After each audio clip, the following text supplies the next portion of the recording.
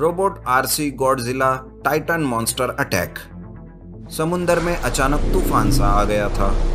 काफी सारी कश्तियां समुंदर में गोते खा रही थी।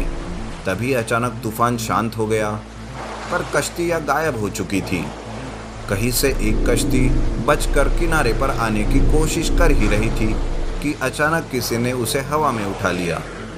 कश्ती में बैठे लोगों ने देखा तो उस कश्ती को टाइटन मॉन्स्टर ने पकड़ा हुआ था और उसने जोर से चिल्लाते हुए पूरे जोश के साथ और ताकत के साथ वो कश्ती समुंदर के बीचों बीच फेंक दी। देखते ही देखते वो भी डूब गई। समुंदर की लहरों को चीरता हुआ टाइटन मॉन्स्टर किनारे पर आ गया। सबको देखने लगा जैसे कि वो सब कुछ तहस नहस करना चाहता हो। लोग डर के मारे यहाँ वहाँ भागने लगे। तभी अजय कहता है, अरे ये क्या भला है, अचानक ये राक्षस कहाँ से आ गया? जल्दी यहाँ का पूरा एरिया खाली करना पड़ेगा। मैं अभी किसी को मदद के लिए बुलाता हूँ। अजय वहां पर सीमा की रक्षा करने के लिए तैनात था। उसका भी काम वही था। उसने टाइटन मॉन्स्टर को जैसे ही देखा, वो बिना डरे बात को संभालने के लिए आगे बढ़ा। उसे पता था कि वो अकेला उस मॉन्स्टर से तो लड़ नहीं पाएगा, इसलिए उसने जल्द ही अपनी पूरी टीम को वहां पर बुला लिया।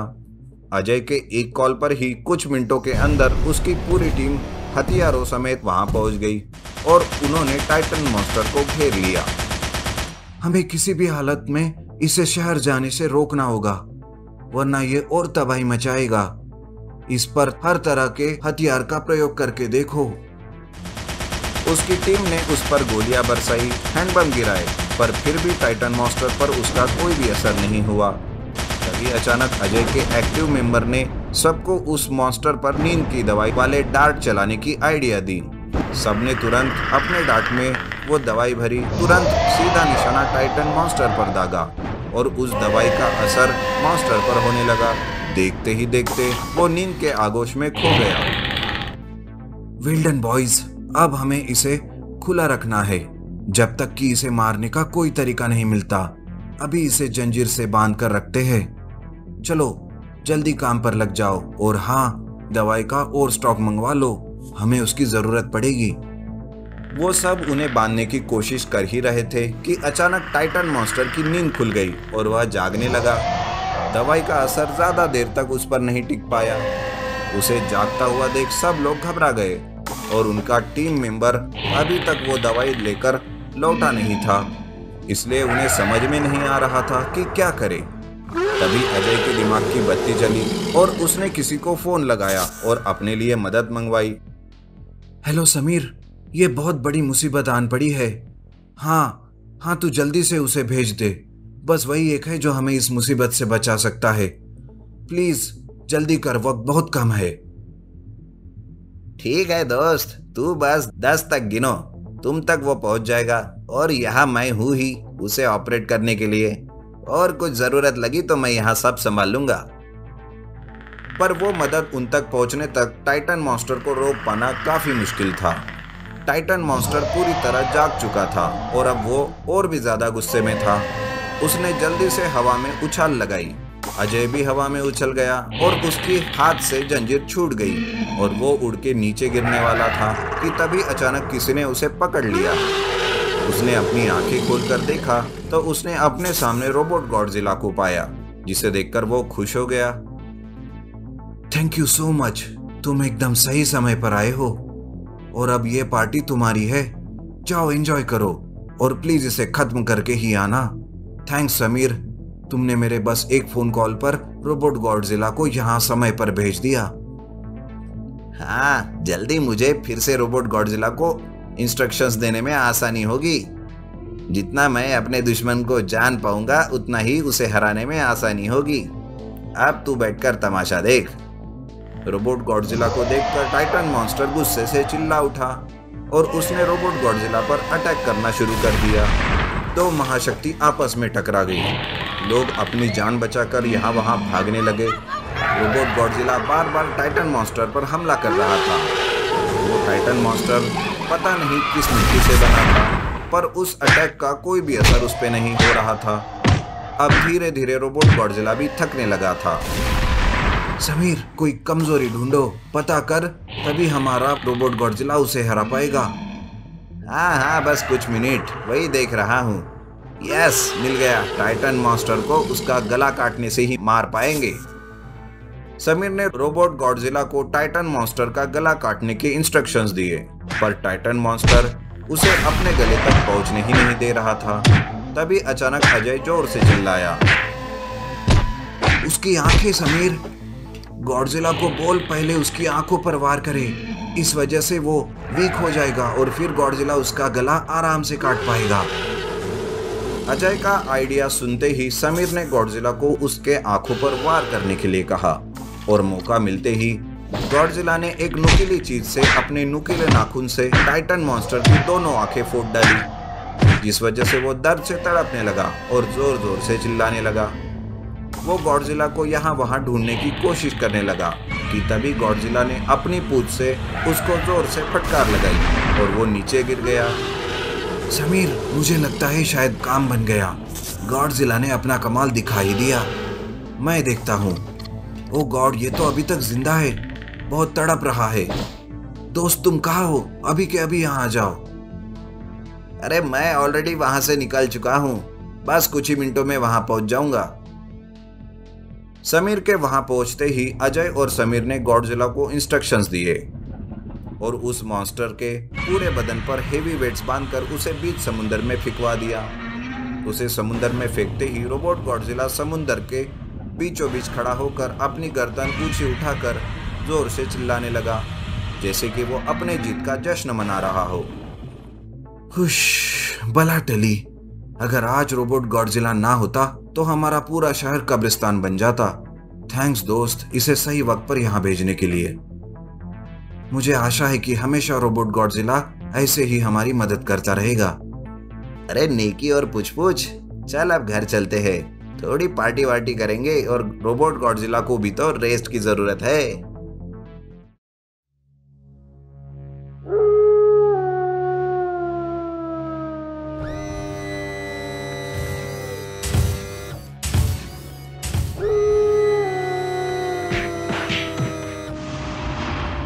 Robot and terminator wolf robot attack.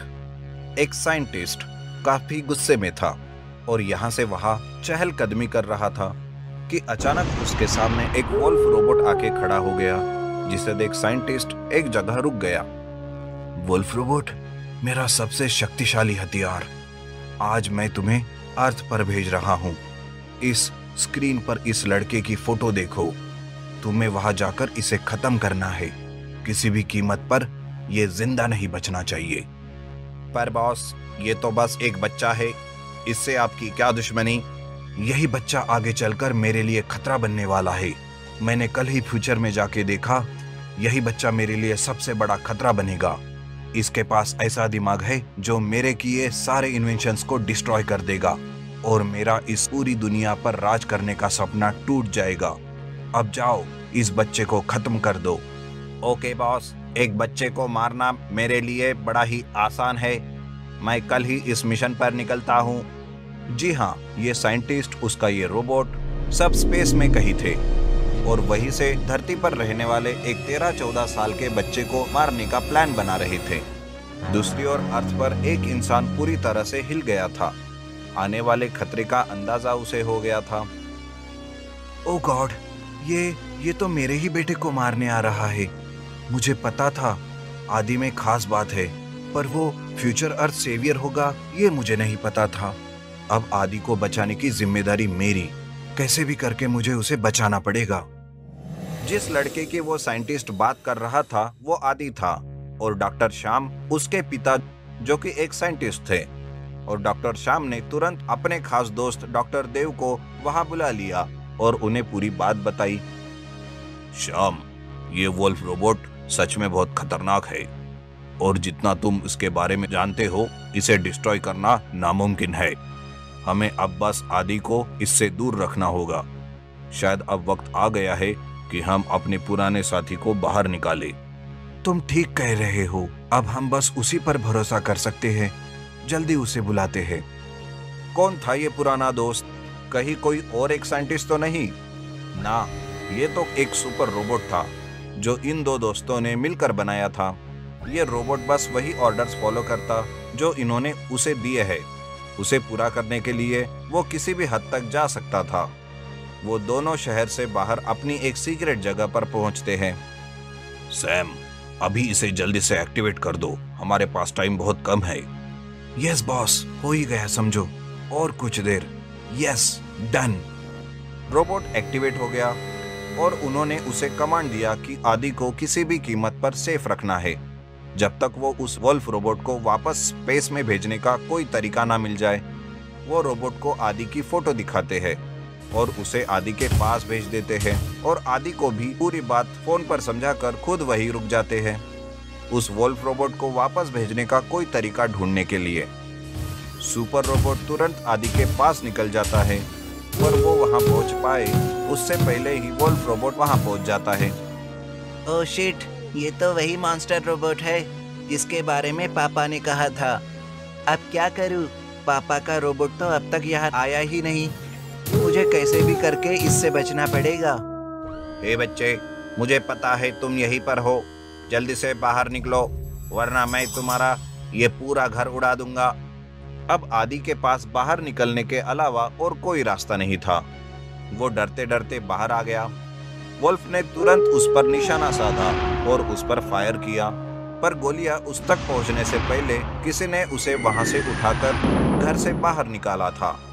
हाँ, वो सुपर रोबोट ही था जो सही वक्त पर वहां पहुंच गया और आदि को फिलहाल के लिए वहां से बचा लिया और बिना पीछे मुड़कर देखे आदि को उठाकर भागने लगा। ये मेरे और मेरे टारगेट के बीच में कौन आ गया? अब उसे भी नहीं छोड़ूंगा। जो भी बीच में आएगा सबको खत्म कर दूंगा। वोल्फ रोबोट भी उनका पीछा करने लगा। सुपर रोबोट काफी कोशिश करके आदि को उस वोल्फ से बचा रहा था, पर वोल्फ रोबोट के सामने उसकी ताकत फीकी पड़ जाती है। हर बार वो सुपर रोबोट पर भारी पड़ जाता है। हे रोबोट, मैं एक जगह जानता हूँ, वहाँ हम सेफ रहेंगे। मुझे जल्दी वहाँ ले चलो। मैं वहाँ तुम्हें कुछ पावर्स अपग्रेड कर सकता हूँ। रोबोट तुरंत आदि के कहे पते पर पहुंच जाता है। वो एक अलग ही लैब थी आदि के पापा की, जहां वो खास रोबोट्स पर काम करते थे। वो तुरंत लैब में गया और इतनी सफाई से हाथ चलाने लगा जैसे मानो वो सब चीजों में एक्सपर्ट हो। ओके नाउ, तुम जल्दी से यहाँ आओ सुपर रोबोट, मैं तुम्हें अपग्रेड करता हूँ। सबसे पहले आदि ने लैब के सारे एंट्रेंस सिक्योरिटी कोड से लॉक कर दिए और बाद में एक बड़े से सिस्टम से रोबोट को कनेक्ट किया और कीबोर्ड पर अपनी उंगलियां बड़ी ही तेजी से घुमाने लगा। दूसरी ओर शाम आदि की सारी हरकतें अपने मोबाइल में देख रहे थे।